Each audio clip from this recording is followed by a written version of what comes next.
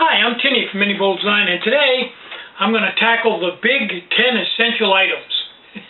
That's a list I got off the internet that's probably been around for 4 hours boring. Of the 10 essential items that you must have if you're going to go out into the wilderness.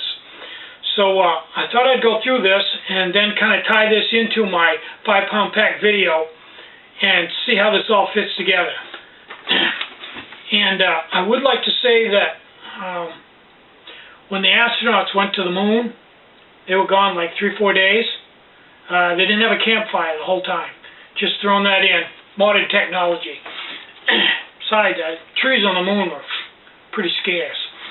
Okay, number one is a map. Now, in my 5-pound pack, I don't have a map. Fairly simple reason. I'm on an established trail that you'd have to be blind to get off of, and it's blaze marked every so many feet, and there's signs.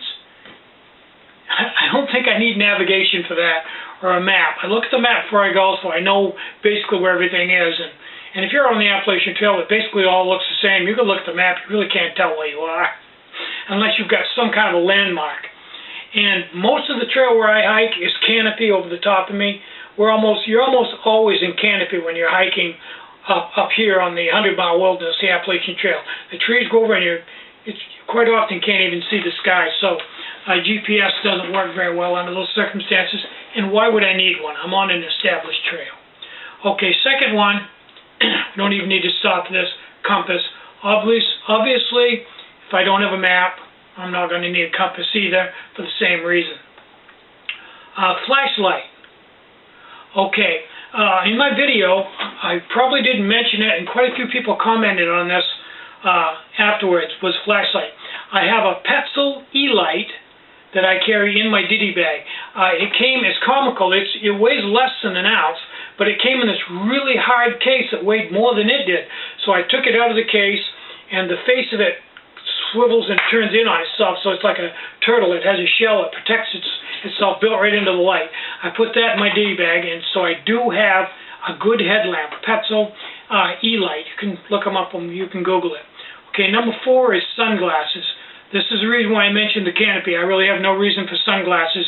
I'm in the shade most of the time. 5, extra food and water. Okay, that's not covered in this video because this is a base load, and that doesn't cover consumables. But I do carry extra food, and I carry a water filter, and there's plenty of water on the trail, so water is not a problem.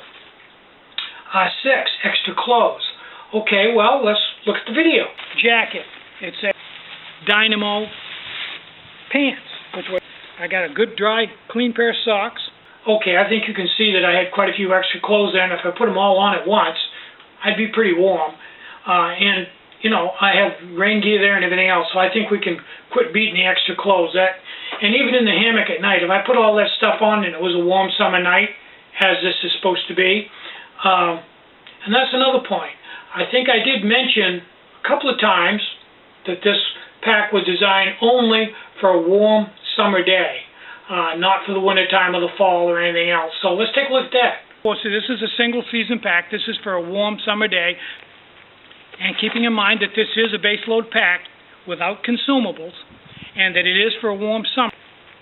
And keeping in mind that this is a base load pack without consumables, and that it is for a warm summer. Okay, I think that establishes that. 7, waterproof matches. Those are in my ditty bag, a very small can with 50 waterproof matches. I've cut some of the sticks off on the match to make them all fit in there, and 2 strikers, because the matches can be waterproof, but if the strikers get wet, you're done. Fire starter. Now, I looked into this, and what they mean by fire starter is something to accelerate the burning process to start a campfire, like a candle or paper or anything that's going to, when you light it, it's going to burn faster and help you get a fire started. I don't use campfires, never have, but I do have matches, and everywhere on the Appalachian Trail in Maine is covered with old-growth yellow birch. And I got to tell you, and I should do a video on this, old-growth yellow birch bark, it's like curls like paper. You take that, there's all kinds of it. And that stuff, even if it's pouring down rain, you can light it, and it will really burn fast. It's an excellent way to start a campfire with yellow birch bark. I think any birch bark will work. And here's the big sticker, literally, the knife. Now, if I was bushwhacking, building a shelter at night, cooking over an open fire, or any type of things like that, a knife would be priceless. You'd have to have it. Small axe wouldn't hurt either. But because I'm cooking with alcohol and I'm wearing all synthetics and everything has been measured out and works, I don't need to cut cords and whittle tent stakes and stuff. Use titanium tent stakes. And my cord is all preset, whoopee slings, everything's adjustable. I really don't need a knife, but I do carry a good pair of scissors. So if I do have to cut something, I have a way to do it. Like the top of the food packages, they're very tough, but the scissors work great for it.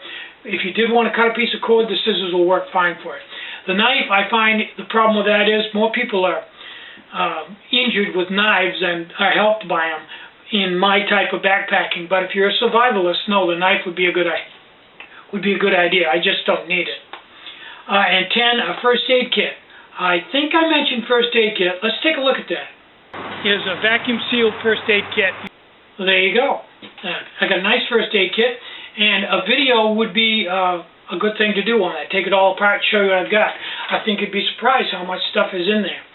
Now, if I need all 10 of these items, I'm going to expand this list to 11, because if I need these 10, the 11th item is definitely a must-have, and that would be a hard hat, so I don't bang my head on the. If I bang my head on the roof of the cave, I don't hurt myself.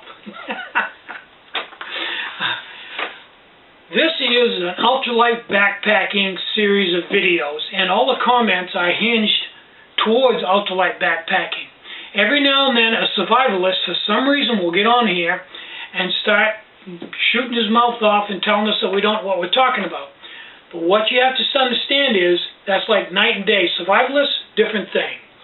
Backpackers, ultralight backpackers, and super ultralight backpackers are all about taking this list of 10 items and either shrinking it down, making it lighter, or completely eliminating some of those items through modern technology like Cuban fiber, titanium, and things like that.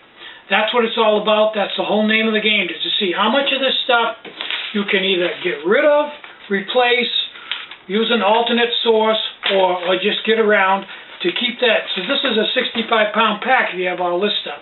Get it down to as light as possible. When you get down to 5 pounds, you're on the edge and you do have your limits. But that's what this video is for. It is not a survivalist video. So you may want to take that into account before you comment. And I did say twice, let's watch it. So that having been said, and keeping in mind that this is a base load pack without consumables, and that it is for a warm summer. Yeah, I said that this was for a warm summer day. So yes, this pack would not work well for anything other than that, but then again, I did say twice. So this is a single season pack. This is for a warm summer day. I'm Tinny from Mini Bull Design. Get out and hike, take a friend, enjoy the great outdoors, and more important than anything, be nice, leave no trace, and have a really great day. Bye-bye.